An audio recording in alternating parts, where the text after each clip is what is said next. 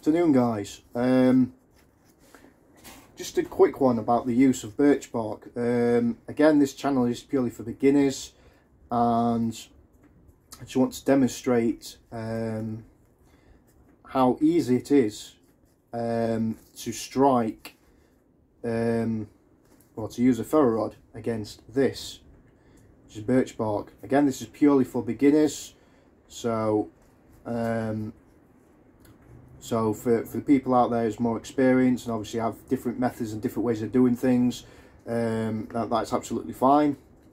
But this is purely for the beginners. And this birch bark here is kind of a woodsman or bushcrafter's best friend. Okay, so the birch tree, or paper bark tree, is our best friend when it comes to lighting fires. 9 times out of 10, a lot of bushcrafters have this in their kit, or if they're on the way to the camp, they will come across a birch tree or a birch tree that's been felled, or that has collapsed, or is dead standing, and you really need to get into the habit of walking into a wood forest and looking out for resources. Okay, so when you're first starting out in the world of bushcraft, you know, there's a lot of things that you'll be learning in your journey. I'm still learning, and a lot of people are still learning in their journey as well. It all depends on where you want to take bushcraft, and you'll come up with a lot of ideas yourself, or follow up on ideas that's already out there, maybe on YouTube, maybe from bushcraft instructors, survival instructors, etc. But more often than not, the birch bark will come up in a lot of conversations in the world of bushcraft, whether it be in making something out of birch bark like a container, or if you're as good as Ray Mears is, how to make a birch bark canoe. And there's many things that we can take or take advantage of from this wonderful tree, the birch tree. But more often than not, it's the bark that is the most important resource from that tree. But as the kind of bushcraft code kind of thing, we don't really have any rules or regulations, but we've got to be mindful on what we're doing. So sometimes when we take from nature, we like to give back to nature as well. So I only process birch bark if I can find a dead standing birch tree.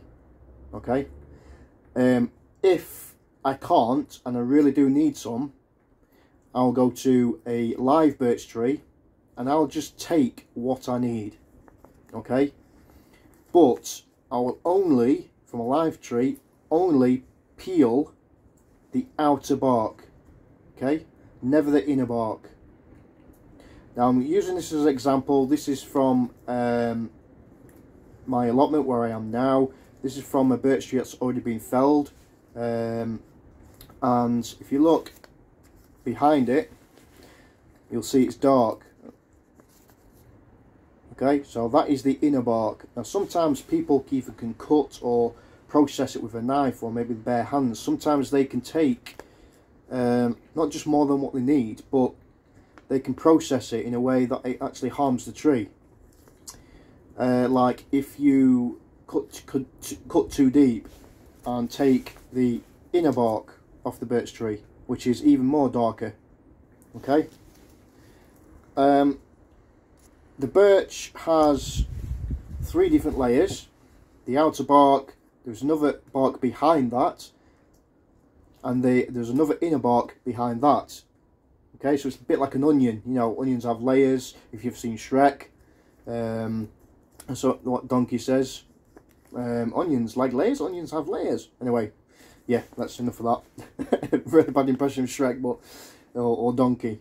But yeah, many trees like the birch tree, they have layers. And I figured out, it might be more, I might be wrong, but what I'm looking at here in my hand is actually 3 different layers. So you've got 2 inner barks and the outer bark. Now, for fire lighting, we need the bit of the bark that's the thinnest. So it's like paper, or like tissue paper is even better. Okay. If it's not possible, if it's too dried out, or the birch tree is a little bit old, and that's the old birch tree we can find, you're not always going to get this nice fine paper thin bark. Okay, which is a lot common on the bigger trees, the oldest trees. That doesn't peel as much as the younger birch trees do, and it all depends on obviously the season as well.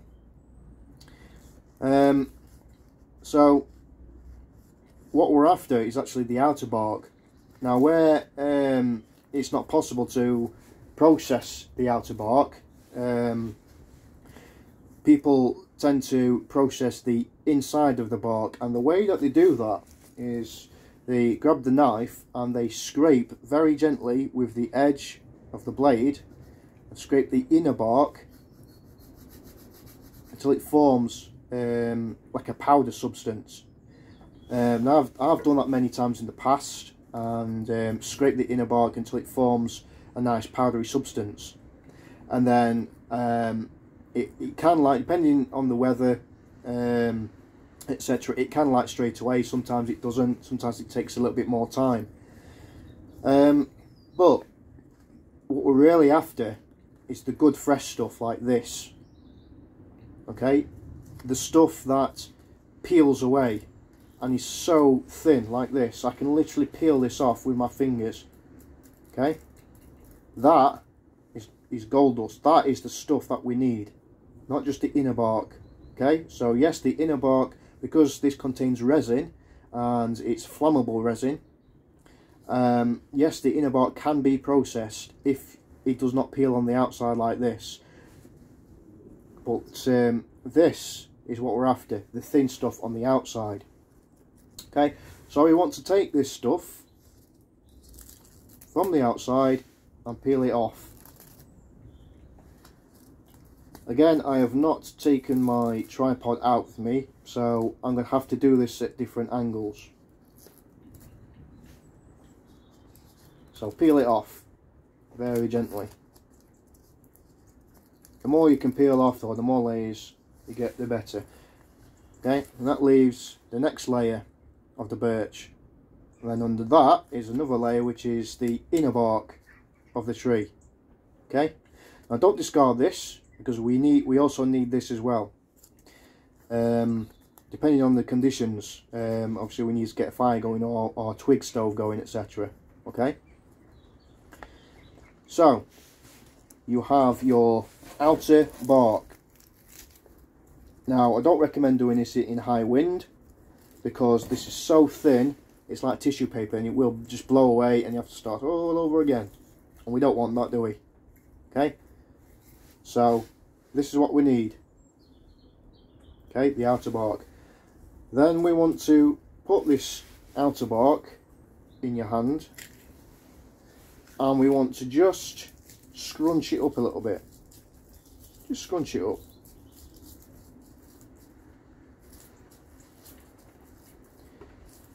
Just rough it up a little bit. Keep doing it. Now again, I'm not making a fire or making a stove. I'm just going to show you. This is what I do.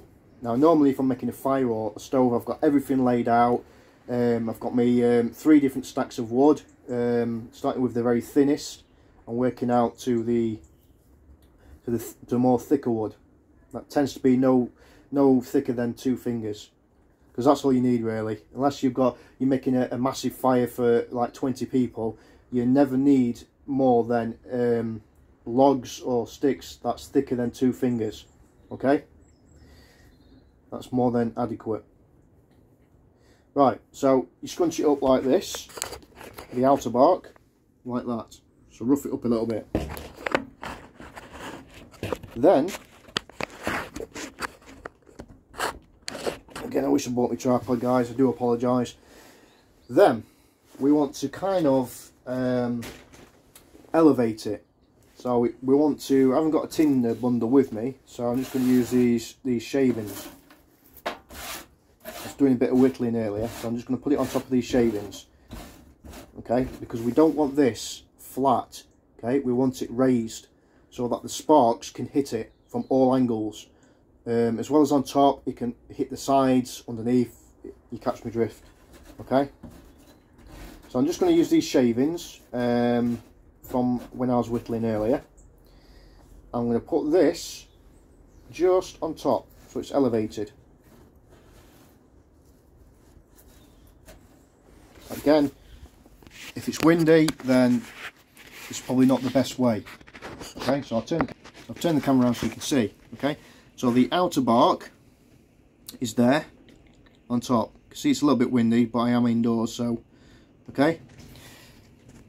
Now then, again, this is purely for beginners. They know, people, just in case you don't know what this is a in the world of bushcraft we call this the ferro rod, or the ferrocilium rod.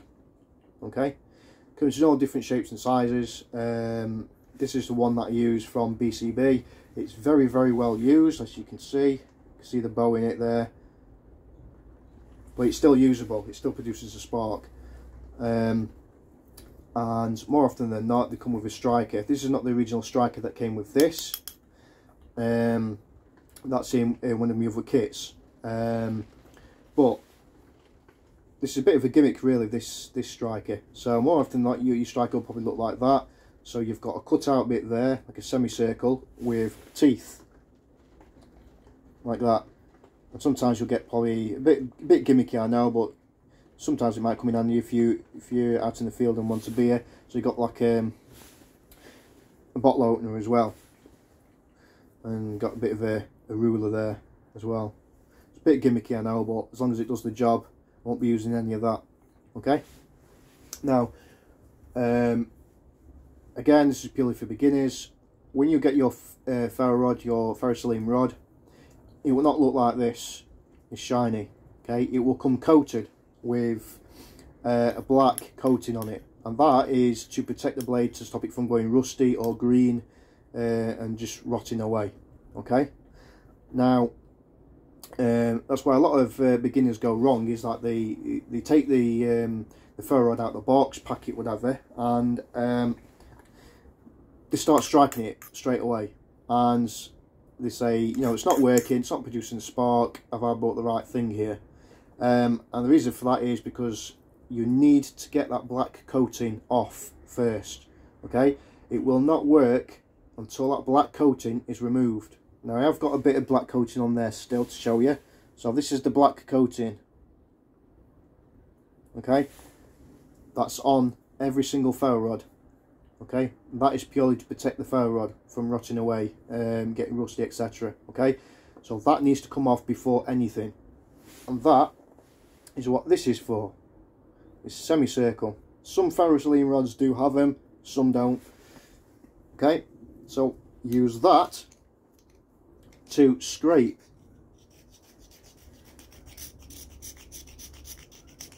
the black bit off. Now that black bit, we don't want to waste that, because actually that aids in fire lighting, because you'll get metal deposits on top of your tinder bundle.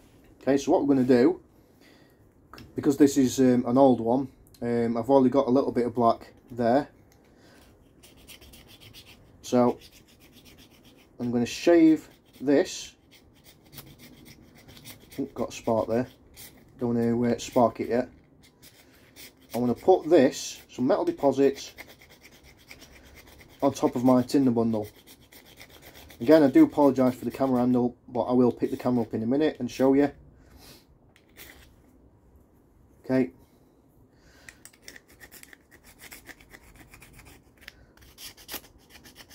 Obviously, yeah, I see it spark there. But yeah, that is what we're looking for. Okay. I don't like to waste anything in bushcraft. Okay, so bring the camera up and try and focus on it for you. Okay, so this is raised off the floor. okay, or on your tinder bundle. Obviously this is not a real tinder bundle, or I'm not doing a real fire today. This is purely for demonstration, to show you how to use a ferro rod and show you how to process the birch bark. Okay, now if we zoom in, you can probably see little tiny little black deposits, okay, and that is from the ferro rod. It's from the black bit of the ferro rod that I've scraped off, okay, on top of there.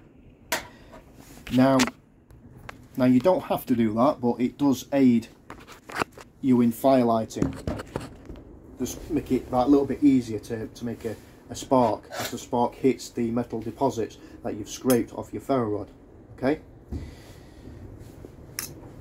Okay, so there's different ways of striking this, and everybody is different. Some people use the back of the knife if they've got a sharp spine, called a 90-degree handle. Some people do it that way. I don't like to use my knife, I like to use the striker. But I do like my knives to have a 90-degree spine, just in case I happen to lose my striker. Okay, so the striker. Okay, so I've explained what that's for. That's to get the metal deposit, the black coating off your ferro rod. Okay, and that's just a gimmick for like a bottle opener or whatever. So the straight side, as you rub your finger on it, will be kind of sharp, just like it is sometimes on a 90-degree spine on a knife. And that's sharp for a reason, because it needs to be sharp in order to strike your ferro rod. Okay, so what happens is, roughly around about 45 degrees, find the sweet spot, and there we go.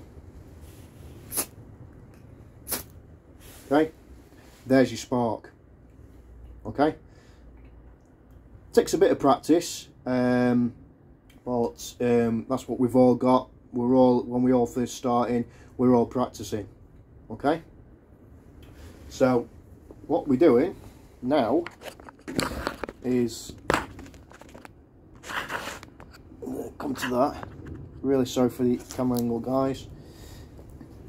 Okay, so we can either bring the ferro rod down to the material, like a lot of people do, and strike it down, or we can strike from here, but we don't want to be striking up here. We do not want to be striking too far from your tinder bundle. The reason for that is because as the sparks are falling down, the sparks are cooling down rapidly before the sparks are hitting the tinder. Okay, so you need to be doing it as close as you can to the tinder bundle. Okay, so I'll do the most common one, which is probably from here. Okay, now what we're aiming for that birch bark there that we've just processed, the paper thin stuff, the outer bark, okay, not the inner bark. And then to one side we have the rest of the bark here. Okay, so just another way of lighting it. There will be others which I'll be demonstrating. Okay, so keep this handy because you're going to be using this. Okay, so imagine you've got everything ready. You've got your tinder bundle ready. You've got your birch bark on top of there. You've got your sticks in different piles ready to go. Okay, so again, I will be demonstrating this properly, but for the time I've got, I'm just passing time on, well, until it stops raining, because I need to get home. Okay, so get your ferro rod, hold it as close as you can to the tinder bundle, and we strike.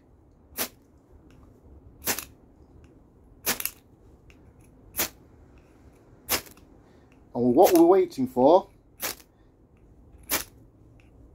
is a spark to drop inside that tinder bundle.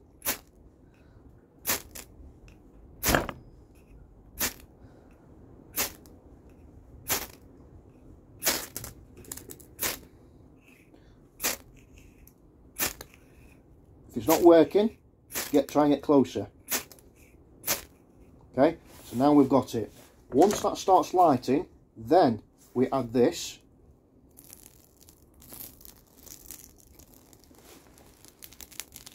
And obviously you add your sticks and you've got your fire. Okay, So that's your demonstration of your ferro rod. Now you can, and normally I like to strike from here, which I couldn't do that today because obviously this is only a little demo, and because of everything I've got to work with, it'll end up probably not working. But normally my tin and bundle will be up here with birch bark on top of it, probably the size of my hand. Okay, then I create a little hole, and then I put my tinder bundle this close to the tinder bundle, and I'll strike it like this.